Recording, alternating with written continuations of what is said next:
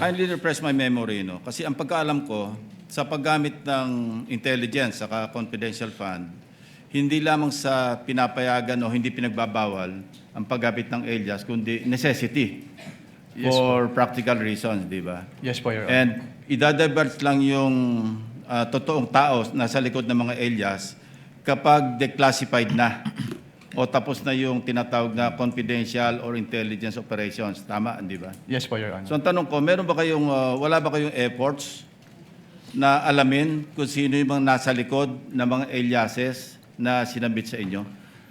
Since document-based lang po kami, Your Honor, hindi na po. Wala na po kami. Yan ang susunod yung tanong. Ano? Bakit paper audit lang kayo? Wala kayong physical? Parang bitin yung inyong pagsasagawa ng audit. Kasi paano nyo malalaman kung legitimate yung pumirma doon sa acknowledgement receipts kung hindi nyo inaalam kung meron bang totoong tao na nasa likod noong mga aliases na yon? Opo. Since what we do po in ICFAO po is compliance audit lang po, Your Honor. So kung ano lang po talaga yung provisions na nasasaad doon sa joint circular, yun lang po talaga yung ginagawa namin, Your Honor. That brings me to my next point. Baka pwedeng i-recommenda mo na i-amend nyo yung inyong JMC kasi parang bitin. No? In fairness to the concerned offices or persons na ino-audit, dapat kumpleto yung due process, hindi ba? Yes po, Kasi Your kung Honor. paper lang, magre-rely lang kayo sa mga submission, hindi nyo inaalam, you don't go further than that, di ba?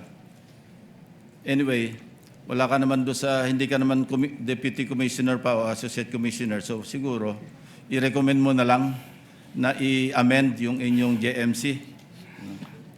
So my next question is, what would you consider as evidence of success of a particular surveillance operation and or intelligence information gathering activity? Ano yung evidence of success? Actually, walang specific na document yung sinasabi ng joint circular, pero nagbe-base po kami dun sa mismong wording po na dapat merong causal link between the successful intelligence or surveillance activities vis-a-vis yung information given by the informer. Okay.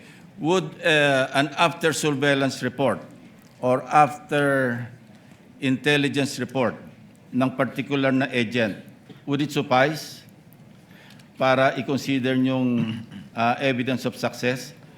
I'm not referring to the entire operation.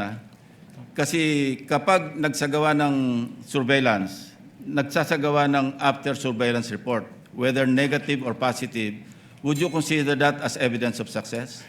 Katulad po ng sinabi ko, tinitingnan po namin yung causal link. Kung may causal link between the success and the information given by Yun the ang informer. problema kasi bitin nga yung inyong audit. So I would reiterate, i-recommend mo na i-amend ninyo yung inyong circular. Thank you.